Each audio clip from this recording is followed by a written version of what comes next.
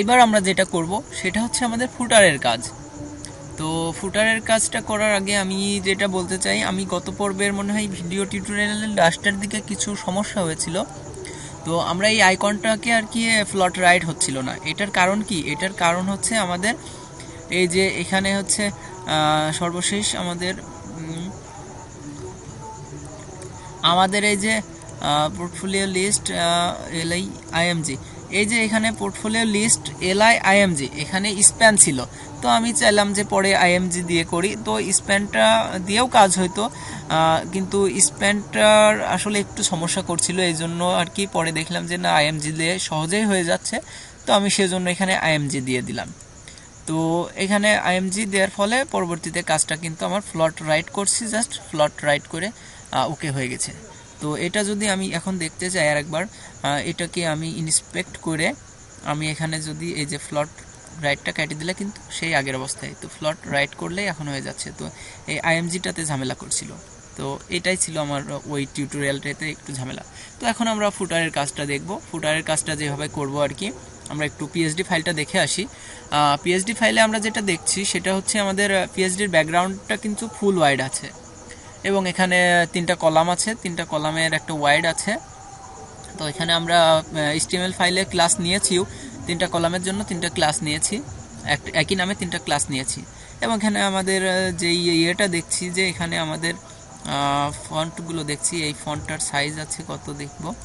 আমাদের এই ফন্টটার সাইজ আছে 24 পিক্সেল। আচ্ছা, 24 পিক্সেল। আমার এখানে ডিএলডিটি করা আছে, এবং এটার সাইজ আছে 14। এটা সমস্যা নেই, এটা একটু বোল্ড দেখছি। এবং নিচেরটা হচ্ছে আমাদের ইটালিক, এবং 12 পিক্সেল আছে। আচ্ছা, আর তারপরে কি আছে এইটা, ওকে, কন্ট্যাক্ট টাচ, এটাও মোটামুটি আমাদের আমরা দেখতে পাচ্ছি যে 24 পিক্সেল। এবং কালার যেটা আছে, ওকে। তারপরে এখানে আমাদের অ্যাড্রেস আছে। আচ্ছা, আমরা একের পর এক করতে থাকি, তারপরে বুঝবো। তো এখন আমরা যেটা করব, আমাদের ফুটার, যেই আমরা সিএসএস এর ফুটারে যে ক্লিয়ার পিকচার উপরে যে কাজটা করব, এখানে আমরা ফুটার একটা কমান্ড দিয়ে দিব, FTTER ফুটার নামে। এবং এখানে আমরা ফুটার করব, ফুটারের কাজ করব, FTTER ফুটারের আমাদের যে ব্যাকগ্রাউন্ডটা আছে ওই কালারটা আমরা নিয়ে নিব। সাধারণত আমার মনে হয় 3.6 আছে, দেখি, না 2.5 আছে, এটা Ctrl+C, এবং এটাকে আমরা ওখানে দিয়ে দিব ব্যাকগ্রাউন্ড কালার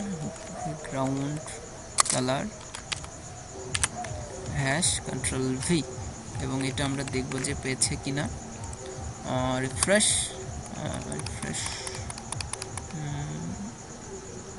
আচ্ছা, আমার মনে হচ্ছে যে আমি এই ফাইলটা ওপেন করি নাই, দেখি ওপেন করে।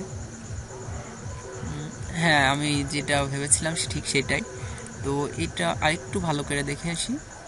আমরা এখানে দেখতে পাচ্ছি যে আমাদের এখান থেকে কিন্তু একটা ভেতরে ঢুকে আসছে, মানে এখানে একটা জায়গা, এই যে এখানে আমাদের বেশ কিছু জায়গা আছে প্রত্যেকটাতেই সমানভাবে। তো আমরা হাইট 30 পিক্সেল মতো হাইট, মানে এক কথায় প্যাডিং দিব। এই প্যাডিংটা দিব হচ্ছে আমাদের টপ এবং বটমেও কিছু প্যাডিং দিব। তো এখানে আমি টপ এবং বটমের জন্য কিছু প্যাডিং দিব, PADD প্যাডিং 20 পিক্সেল 0, 20 পিক্সেল 0। এটা তো আমি আগেই বলছি যে প্যাডিং এটা হচ্ছে top 20 pixel, right 0, bottom 20 pixel এবং লেফটে 0। তো দেখি এবার আমাদের কি হলো। রিফ্রেশ, মোটামুটি প্যাডিংটা পেয়েছে। তো এবার কি করব, এবার আমাদের H3 এখানে ফর্মের ভেতরে যে H3 ট্যাগটা আছে, তো এই যে আমাদের ফুটারের ভেতরে H3 যে ট্যাগটা আছে এটার উপর একটা ইফেক্ট ফেলবো। তো এটা পরেই ফেলি, আমরা মোটামুটি ধাপের পর একের পর এক সামনে আগবো। কন্টেনারের কাজ করছি, আমরা এখন কলামের কাজ করব। কলামের ক্লাসটা নিলাম, এবং এখানে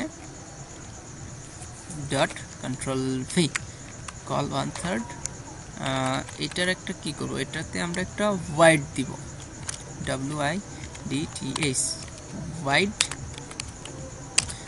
33% এবং দেখব আমাদের ওয়াইডটা পেয়েছে কিনা।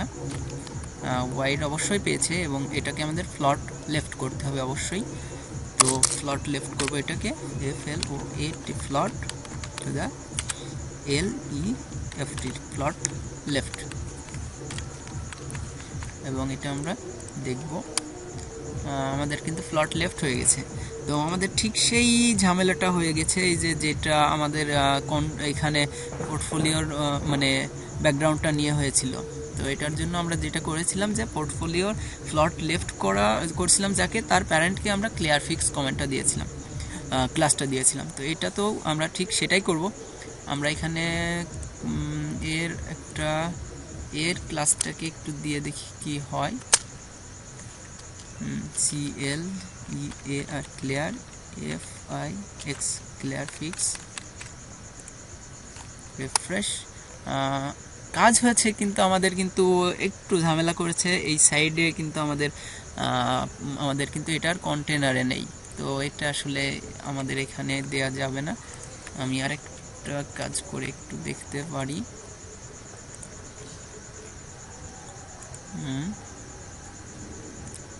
Control X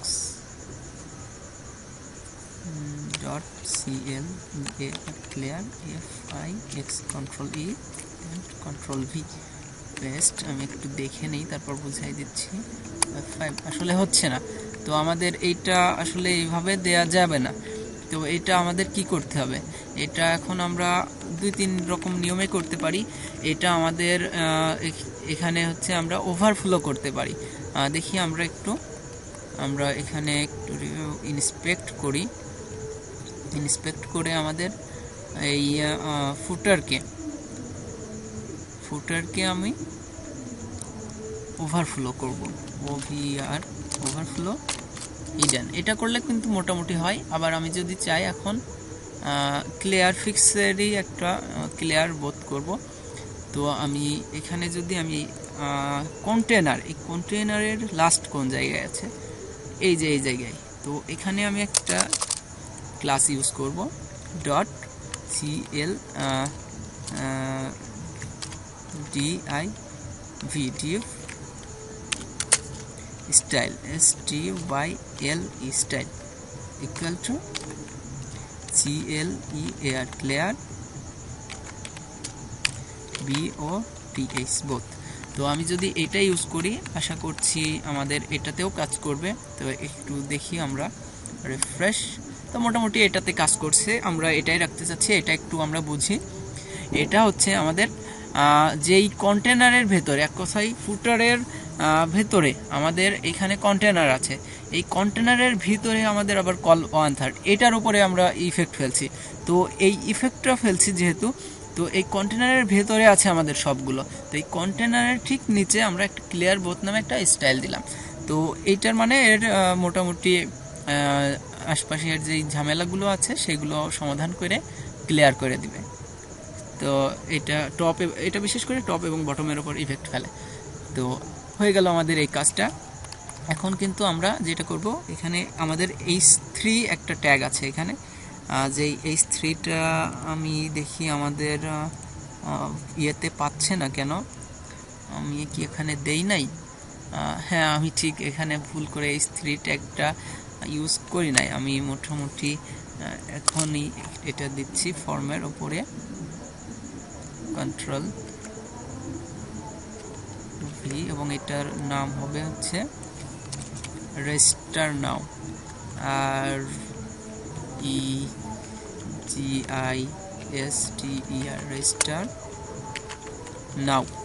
তো এটা আসলে আমার দেয়া হয়েছিল না, তো আমি এখন এটার উপরে আর কি ফেলবো, একটা ইফেক্ট ফেলবো। তো ইফেক্টটা দিব এখানে ফুটারের H3, এটা কন্ট্রোল C এবং কন্ট্রোল V, ফুটার H3, এবং ফুটার H3 এর ফন্ট সাইজ দিব FONT font SIZ font size দিব আমি 30 পিক্সেল দিব আপাতত, 30 পিক্সেল। এবং font wait normal, FONT font WE font wait NORMAL font wait normal. এবং এটার একটা কালার আছে, তো কালারটা আমরা ওই সেই যেই কালারটা আমাদের প্রথমে ইউজ করছিলাম সেই কালারটা নিয়ে আসবো। E46965 Ctrl+C কপি করলাম এবং এখানে COLOR কালার ডেসিমাল কালার এখানে কপি করলাম এবং এখানে পেস্ট করলাম। এখন রিফ্রেশ। তো আমার এখানে আসলে কি কালারটা দেওয়ায় ঝামেলা হয়েছে কি না, আসলে আমি এটা দিয়ে ফেলেছি। আমি কালারটা এখানে আমি ভুল করে, কালারটা হবে আমাদের এইখানে, তো এখানে দিয়ে দিলাম এবং সেভ করলাম এবং রিফ্রেশ করলাম, কালারটা এবার পেয়ে গেল। তো মোটামুটি আমরা এটার একটা মার্জিন দিতে পারি, মার্জিন এখানে দেয়া যেতে পারে। এখানে মার্জিন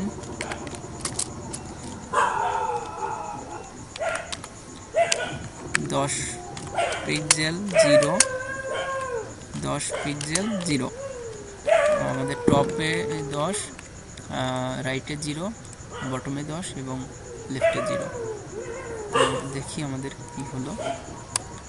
মোটামুটি মার্জিনটাও পেয়েছে। তো এখন যেটা করব সেটা হচ্ছে আমাদের এই কন্টেন্টগুলো আমাদের মোটামুটি এখন পেয়েছে। এবার পিএইচডিটা একটু দেখে নিই আমাদের কি আছে। তো পিএইচডিটাতে আমরা দেখতে পাচ্ছি যে আমাদের এখানে এটা বোল্ড আছে এবং নিচেরটা একটু ইটালিক আছে, এবং এটা আমরা করব এখন। তো দেখি কি করা যায়। এখন আমরা এটার উপরে কাজ করব। তো এটার জন্য একটা ক্লাস নেওয়া আছে আমাদের।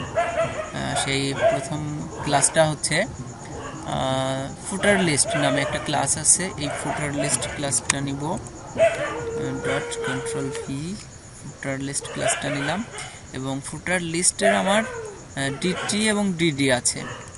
তো ফুটার লিস্টের DT এবং ফুটার লিস্টের আমার DD আছে। তো আমি দেখতে পাচ্ছি আমার ফুটার লিস্টের DT প্রথমটা হচ্ছে একটু বোল্ড এবং নিচেরটা ইটালিক। তো আমি প্রথমে আর কি এখানে FONT font weight WE font weight bold BOLD bold, এবং এটাতে আর কোনো ইফেক্ট নেই। এবং ডিডিতে আছে আমাদের font style STYL। Font style হচ্ছে আমাদের আছে যেটা, সেটা হচ্ছে ইটালিক ITALIC ইটালিক। এবং দেখি আমরা কি হলো, একটু দেখি। আমাদের ফন্ট স্টাইল আমাদের ইটালিক হয়ে গেছে এবং এটা বোল্ড হয়েছে। আর একটা কাজ এখানে বাকি আছে আমার, এখানে মার্জিন লেফট দিতে হবে। এখানে একটা মার্জিন ইউজ করা আছে MARGIN margin LEFT margin left to 0। দেখি এবার কি হলো, রিফ্রেশ। আমাদের মার্জিন কিন্তু পেয়ে গেল।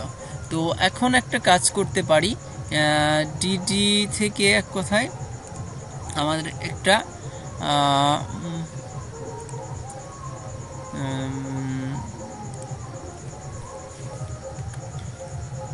এখানে মার্জিন বটম আমরা করব একটা, কারণ মার্জিন এখানে আমরা পিএইচডি ফাইলে দেখছি যে এখানে বেশ কিছু জায়গা ফাঁকা আছে।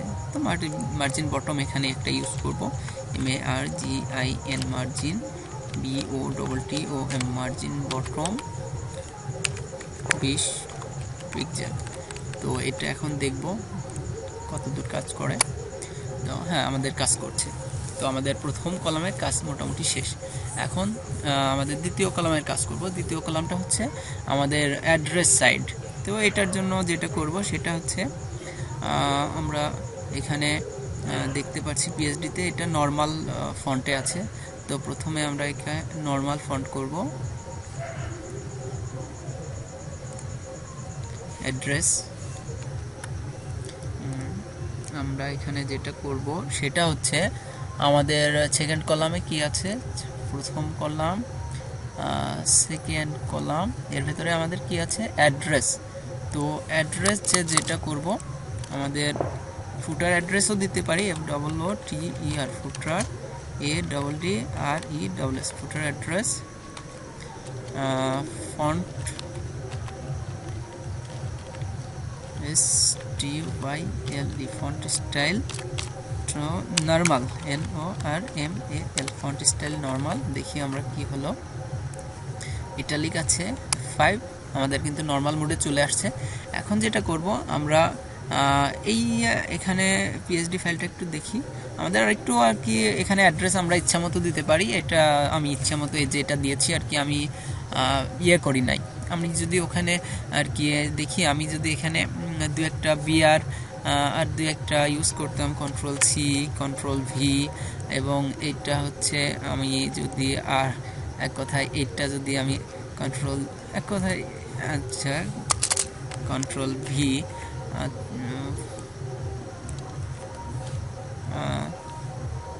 TEL এটা ইউজ করলাম, এটা আমি এটা CTRL-D, আমি যদি এভাবে করতাম তাহলে কি হতো, আমার হয়তো কি এই যে এইভাবে, মানে আমি ইচ্ছে মতো এটা করতে পারি, এটা আসলে কোনো বিষয় না, এটা আমি ইচ্ছে মতো করতে পারি। তো আমি এখন এই অ্যাঙ্কর টেক্সটটাকে একটু মানে আমার এই যে ইমেইলের যেই ফাংশনটা এখানে, এটাকে একটু স্টাইল দিব।